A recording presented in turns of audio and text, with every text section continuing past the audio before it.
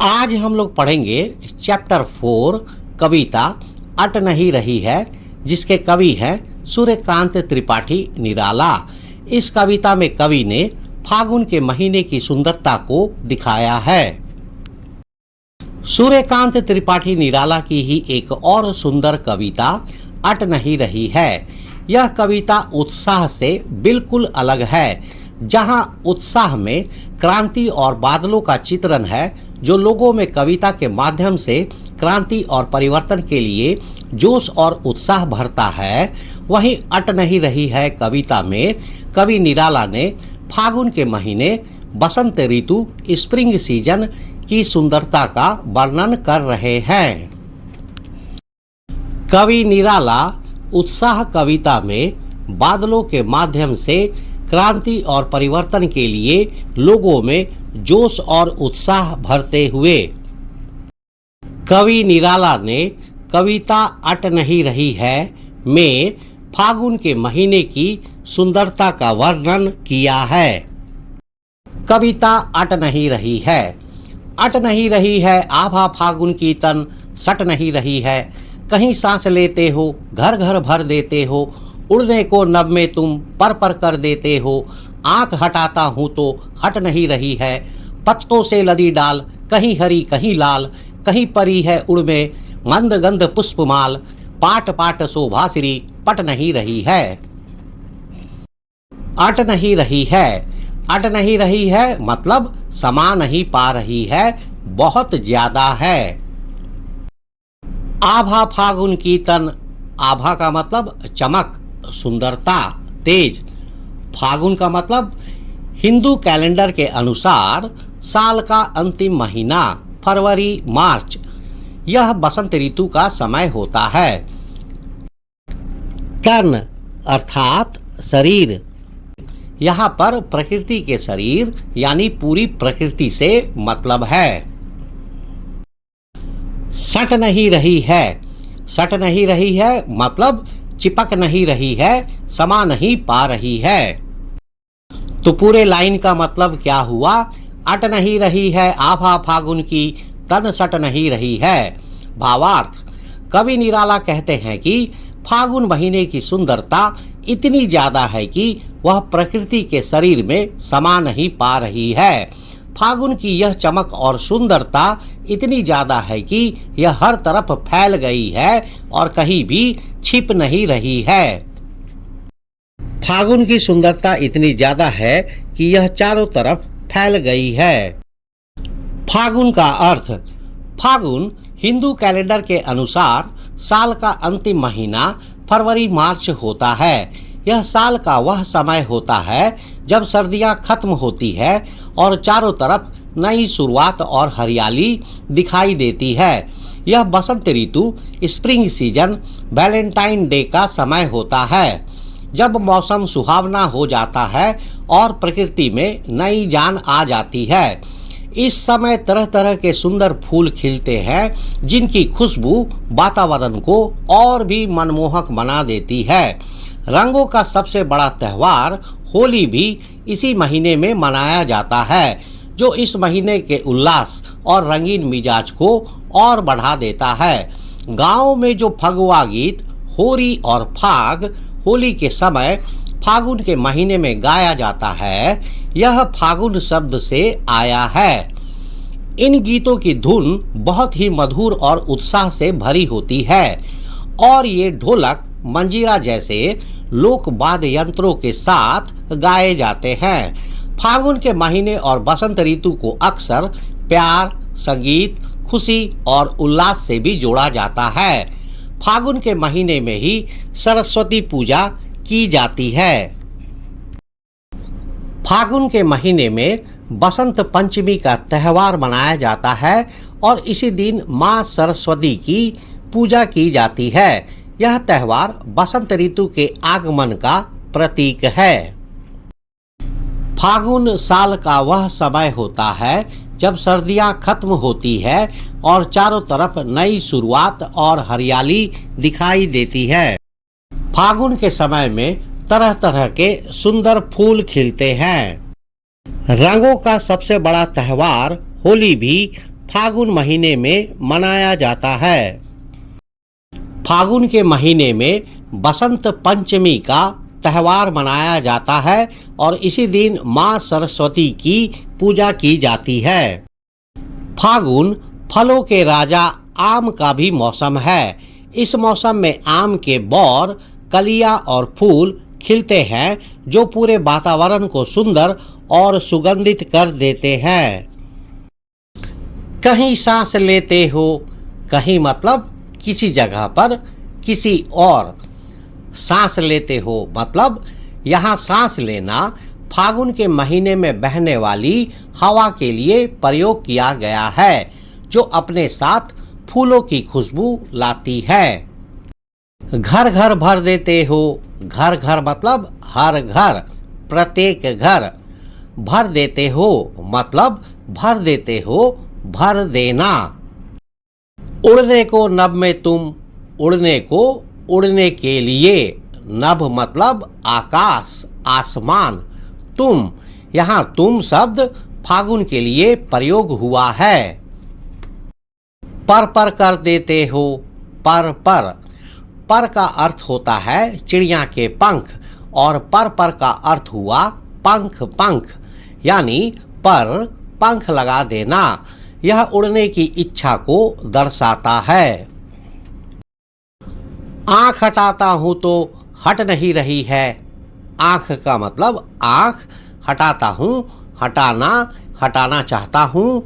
तो का मतलब तो, हट नहीं रही है, हट नहीं रही है, हटा नहीं पा रहा हूं। मतलब फागुन की सुंदरता इतनी अधिक है कि आंख हटाना भी चाहता हूं तो चाहकर भी इस सुंदरता से आंख को हटा नहीं पा रहा हूं।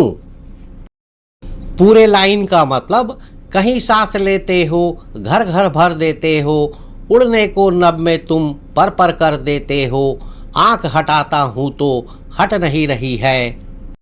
भावार्थ, कवि निराला कहते हैं कि हे फागुन, जब तुम कहीं सांस लेते हो यानी जब तुम्हारी हवा बहती है तो उसकी खुशबू हर घर को भर देती है। तुम्हारी सुंदरता इतनी मनमोहक है कि तुम पक्षियों को भी आकाश में उड़ने के लिए पंख लगा देते हो, यानी उन्हें उड़ने के लिए प्रेरित, मोटिवेट करते हो।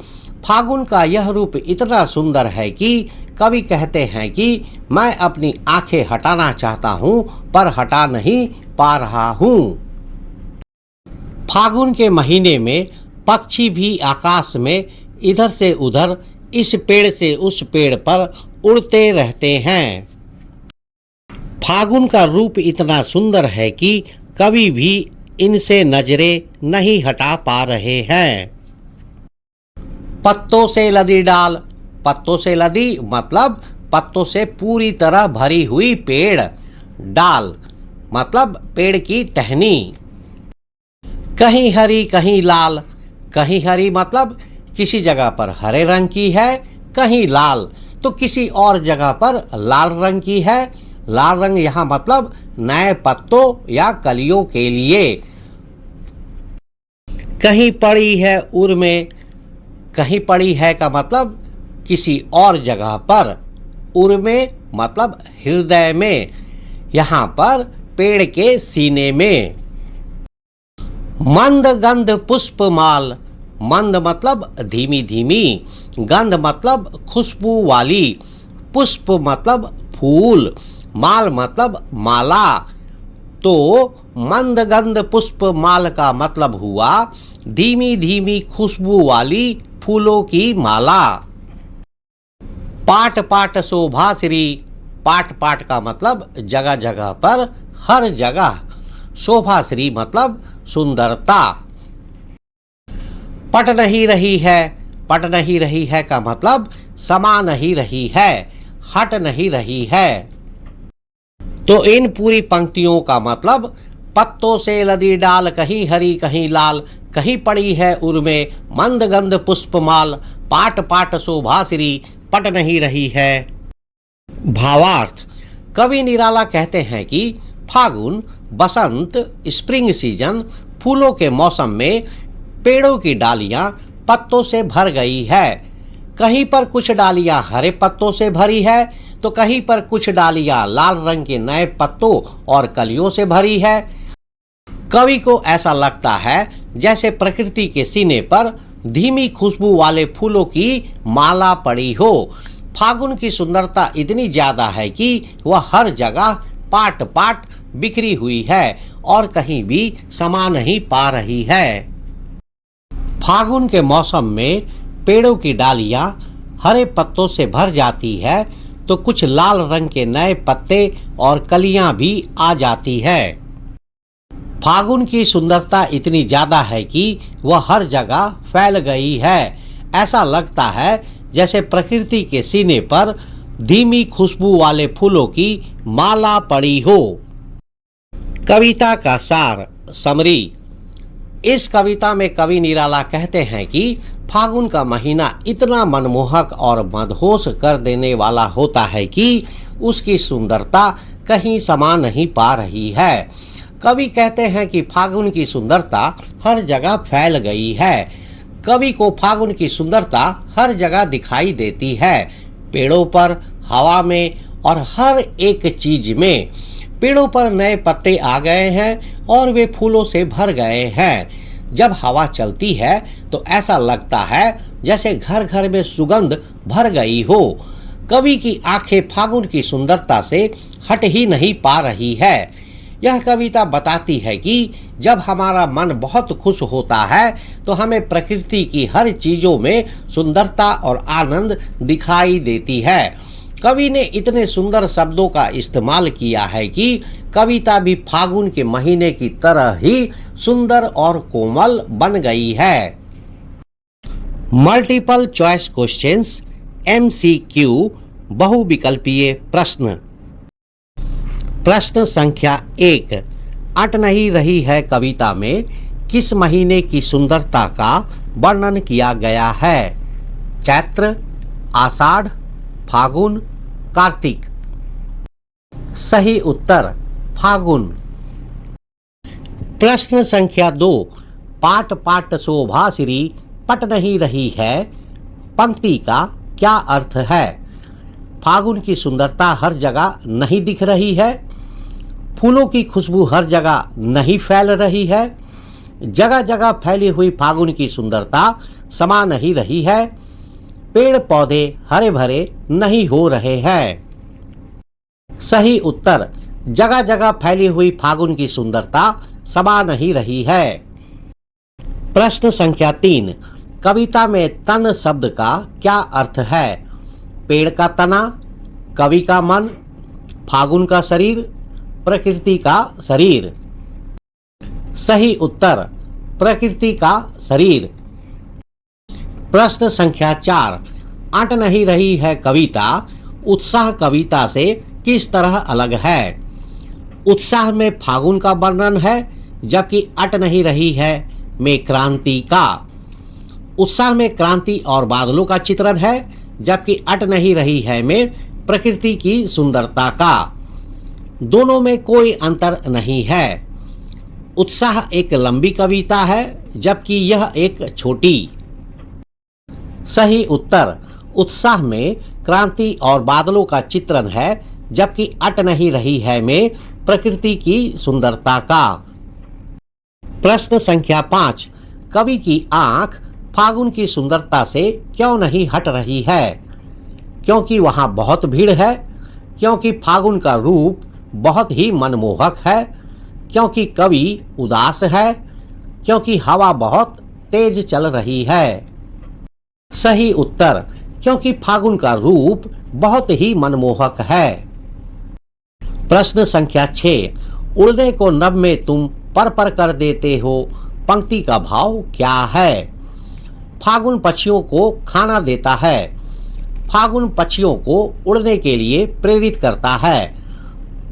पक्षी फागुन के डर से उड़ जाते हैं। फागुन में पक्षी नहीं उड़ते हैं। सही उत्तर फागुन पक्षियों को उड़ने के लिए प्रेरित करता है।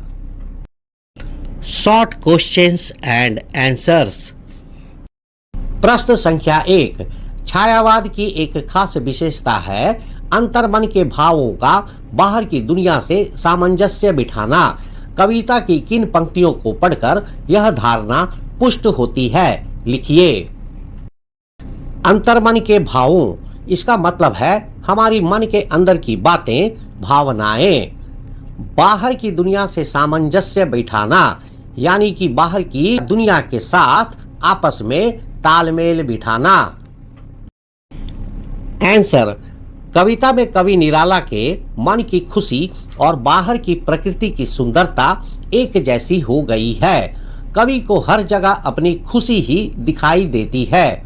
कविता की इन पंक्तियों को पढ़कर यह धारणा पुष्ट होती है। कहीं सांस लेते हो, घर घर भर देते हो। कवि का मन इतना खुश है कि जब फागुन की हवा चलती है तो कवि को लगता है जैसे वह हवा नहीं बल्कि उनके मन की खुशी और खुशबू हर घर में भर रही है। उड़ने को नभ में तुम पर पर कर देते हो। कवि का मन इतना हल्का और खुश है कि उन्हें ऐसा लगता है जैसे उन्हें आसमान में उड़ने के लिए पंख मिल गए हैं, यानी फागुन की सुंदरता ने उनके मन में उड़ने का जोश भर दिया है। आंख हटाता हूं तो हट नहीं रही है। फागुन का मौसम इतना सुंदर है कि कवि की आंखें उस सुंदरता पर अटक गई है। उनका मन चाहता है कि वह अपनी आंखें हटा ले, पर वह ऐसा नहीं कर पाते हैं। यह दिखाता है कि कवि का मन और प्रकृति की सुंदरता एक हो गई है। इन पंक्तियों में कवि ने अपने मन की खुशी को सीधे सीधे ना बताकर उसे फागुन के मौसम से जोड़कर दिखाया है। यही छायावाद की खास विशेषता है। प्रश्न संख्या 2, कवि की आंख फागुन की सुंदरता से क्यों नहीं हट रही है? आंसर, कवि की आंख फागुन की सुंदरता से इसलिए नहीं हट रही है क्योंकि फागुन का महीना बहुत ही मनमोहक और सुंदर होता है। कवि के साथ भी ऐसा ही हो रहा है। उन्हें फागुन की सुंदरता इतनी अच्छी लग रही है कि उनका मन कह रहा है कि बस इसे ही देखते रहो। फागुन की हवा, पेड़ के हरे और लाल पत्ते और फूलों की खुशबू ने कवि को पूरी तरह से मोह लिया है। प्रस्तुत कविता में कवि ने प्रकृति की व्यापकता का वर्णन किन रूपों में किया है? प्रकृति की व्यापकता का मतलब प्रकृति की सुंदरता हर तरफ फैली हुई है। आंसर, प्रकृति की व्यापकता का मतलब है कि प्रकृति की सुंदरता किसी एक जगह पर नहीं बल्कि हर तरफ फैली हुई है। यह इतनी ज्यादा है कि कहीं भी समा नहीं पा रही है। नंबर 1, पेड़ों की डालियां पत्तों से इतनी भर गई है कि वे हरे और लाल पत्तों से लदी हुई है। नंबर 2, फागुन की सांसों यानी कि फागुन के महीने की सुंदर हवा से हर घर फूलों की धीमी और मीठी खुशबू से भर गया है, जो यह दिखाता है कि खुशबू हर जगह पहुंच गई है। नंबर 3, फागुन की सुंदरता का जादू सिर्फ धरती पर नहीं बल्कि आकाश तक पहुंच गया है, जहां वह उड़ने के लिए पंख लगा रहा है। नंबर 4, कवि को हर कण, हर जगह, हर कोने में फागुन की शोभा और सुंदरता दिखाई देती है। क्वेश्चन नंबर 4, फागुन में ऐसा क्या होता है जो बाकी ऋतुओं से भिन्न होता है? आंसर, फागुन में कुछ ऐसी खास बातें होती है जो इसे बाकी सभी ऋतुओं से अलग बनाती है। नंबर 1, फागुन में ना तो ज्यादा गर्मी होती है और ना ही ज्यादा सर्दी। मौसम बहुत सुहावना और आरामदायक हो जाता है। नंबर 2, यह महीना सर्दियों के खत्म होने और बसंत ऋतु, स्प्रिंग सीजन की नई शुरुआत का प्रतीक है। चारों तरफ नई हरियाली और ताजगी दिखाई देती है। नंबर 3, इस समय तरह तरह के सुंदर फूल खिलते हैं जिनकी भीनी भीनी खुशबू पूरे वातावरण को मनमोहक बना देती है। यह खुशबू बाकी किसी भी महीने में इस तरह महसूस नहीं होती। नंबर 4, रंगों का त्यौहार होली इसी महीने में आता है। जिसके कारण पूरा वातावरण खुशी, मस्ती और उल्लास से भर जाता है। फागुन के गीत और संगीत भी इसी महीने की मस्ती को और बढ़ा देते हैं। नंबर 5, यह फलों के राजा आम का भी मौसम है। इस मौसम में आम के बौर, कलियां और फूल खिलते हैं जो पूरे वातावरण को सुंदर और सुगंधित कर देते हैं। क्वेश्चन नंबर 5, इन कविताओं उत्साह और अट नहीं रही है के आधार पर निराला के काव्य शिल्प की विशेषताएं लिखिए। आंसर, इन दोनों कविताओं के आधार पर हम निराला जी के काव्य शिल्प की कुछ खास विशेषताओं को देख सकते हैं। नंबर 1, प्रकृति का मानवीकरण, पर्सनिफिकेशन ऑफ नेचर। उत्साह में कवि बादलों को एक ऐसे क्रांतिकारी के रूप में दिखाते हैं जो लोगों में जोश भरता है। वह बादलों को गरजने और बरसने के लिए कहते हैं जैसे वे कोई इंसान हो। अट नहीं रही है में कवि फागुन के महीने को एक ऐसे व्यक्ति के रूप में दिखाते हैं जो सांस लेता है, घर घर में अपनी खुशबू भर देता है और आंखों में समा नहीं पा रहा है। पॉइंट नंबर 2, क्रांति और प्रेम का चित्रण, portrayal of revolution and love. उत्साह कविता में निराला जी क्रांति और लोगों में जोश भरने की बात करते हैं। बादलों के गरजने में उन्हें बदलाव की आवाज सुनाई देती है। अट नहीं रही है में वह बिल्कुल अलग भावना दिखाते हैं। यहाँ वह प्रकृति की सुंदरता के प्रति प्रेम और मन की खुशी को दर्शाते हैं। पॉइंट नंबर 3, ध्वनि और लय का प्रयोग, use of sound and rhythm. दोनों कविताओं में शब्दों का चुनाव बहुत सोच समझकर किया गया है। उत्साह में घेर घेर घोर गगन और गरजो जैसे शब्द एक तेज क्रांतिकारी ध्वनि और लय पैदा करते हैं। अट नहीं रही है में पर कर देते हो और मंद गंध पुष्पमाल जैसे शब्द धीमी, शांत और मधुर लय बनाते हैं। पॉइंट नंबर 4, सरल भाषा का प्रयोग। निराला जी ने दोनों कविताओं में बहुत ही सरल और आम बोलचाल की भाषा का प्रयोग किया है। इससे पाठक को कविता की भावना को समझने में आसानी होती है। इस वीडियो में बताए गए सभी मुख्य पॉइंट्स आपकी परीक्षा के लिए बहुत इम्पोर्टेंट है। अगर आप इन्हें याद रखेंगे तो आप आसानी से अच्छे मार्क्स ला सकते हैं।